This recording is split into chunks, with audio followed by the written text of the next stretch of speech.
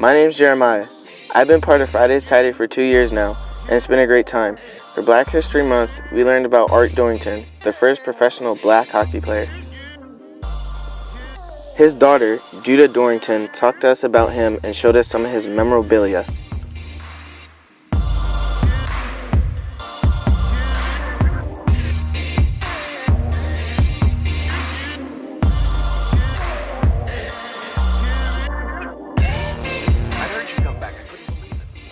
We thought this was pretty cool, so we wanted to check it out, and that's when we went to the Flyer skate zone. There we took some time with her, and we learned about her father and the Art Dorrington Foundation. My father was Art Dorrington.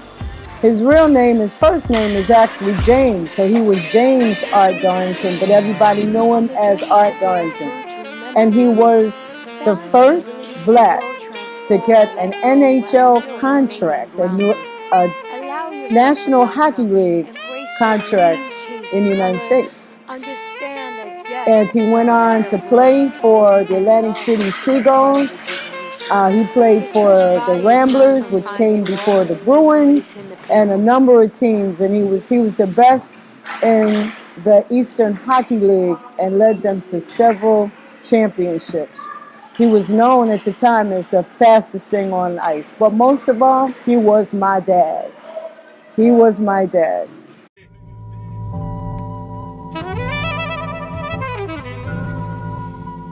He left a very positive legacy behind.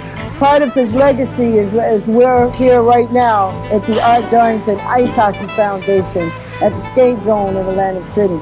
He created this foundation because he wanted to give access to young people who probably would not get an opportunity to skate or learn the sport of ice hockey.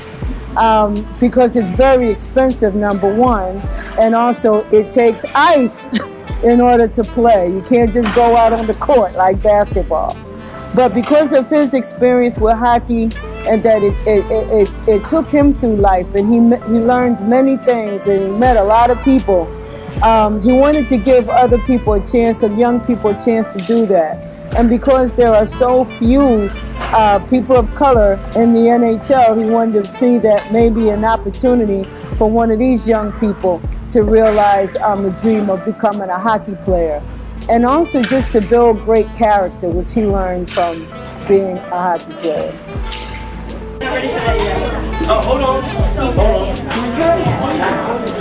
I can make that one circle so it's only one line. Move over a little bit. Come closer. Come closer.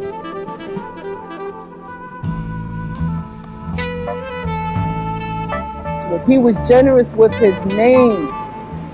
He raised funds for this foundation basically based on the good name of Art Dorrington. And I was amazed at that. You know, he would call people, "This is Art. What are we gonna do? My kids need money." You know, and people just loved him. And I think it was his generosity that caused people to love him. Not just because they wanted what he had, but it was the heartfelt way that he gave.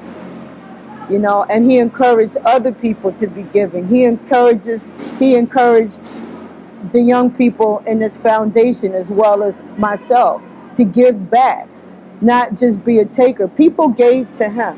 He was a young, poor black kid from Truro, Nova Scotia, and people gave him their time, their encouragement, helped him get jobs. After he broke his leg, they helped him get jobs, helped him get more training and go to school.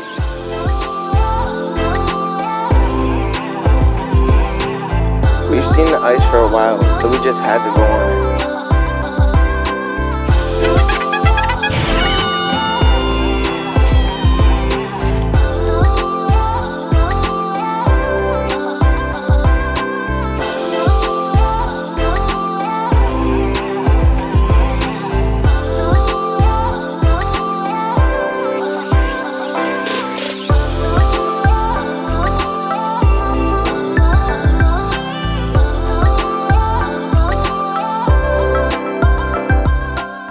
I'll start at the end. His passion for hockey and this Art Dorrington Ice Hockey Foundation is why I am here today. I was never a hockey enthusiast, but I did travel around with him when he would go to play hockey out of town, especially after he had broken his leg. And I do remember as a young child when he played for the Seagulls at Boardwalk Hall, Convention Hall then. But I would skate behind the Zamboni machine after they were done skating. And that was one of the great pleasures of my life. Also, just in being able to be with him. And he was able to take me, and he just loved taking me everywhere he went, playing hockey, myself and my mother, sometimes just me. And I got to spend a lot of great quality time with him skating, both in the rinks and also on the ponds and rivers, and just to watch him skate was like watching a ballet.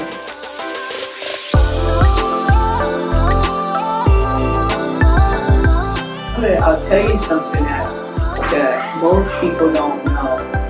My father loved music.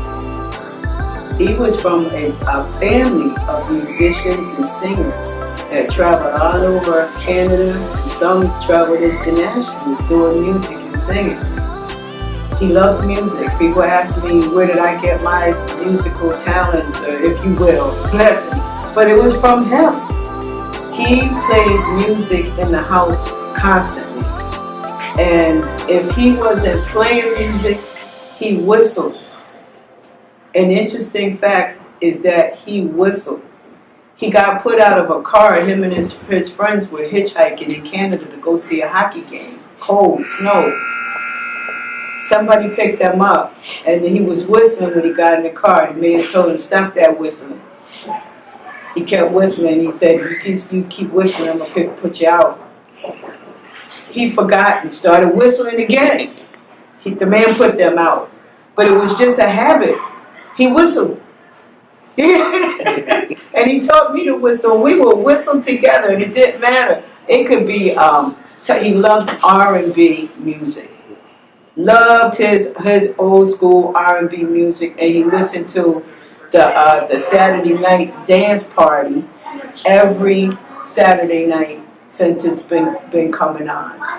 I just want to thank Darryl Edmonds and Friday is Tie Day for showing an interest in Art Dorrington and the foundation.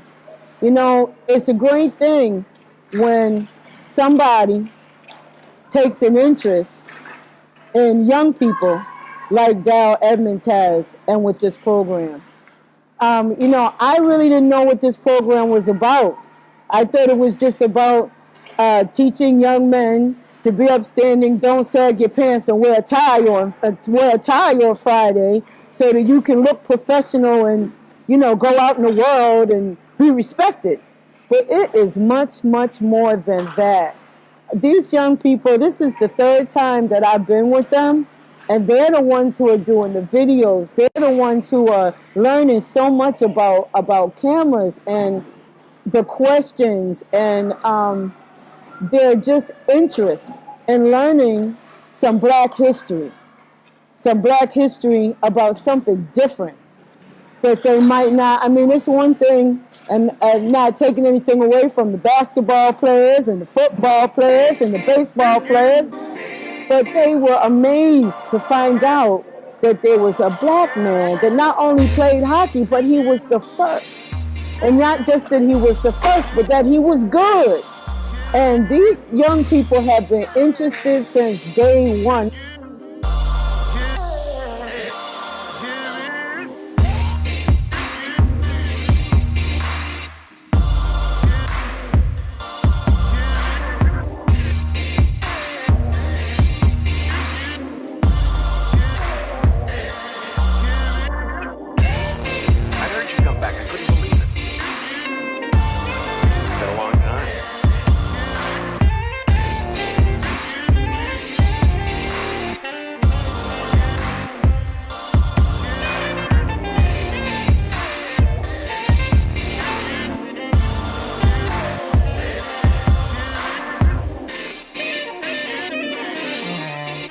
journey to bear fruit, remember your roots.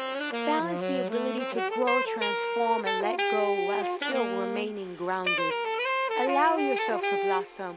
Embrace your leaves changing color. Understand that death is a part of growth and loss is a part of rejuvenation. The church body is not confined to walls, but it's in the people.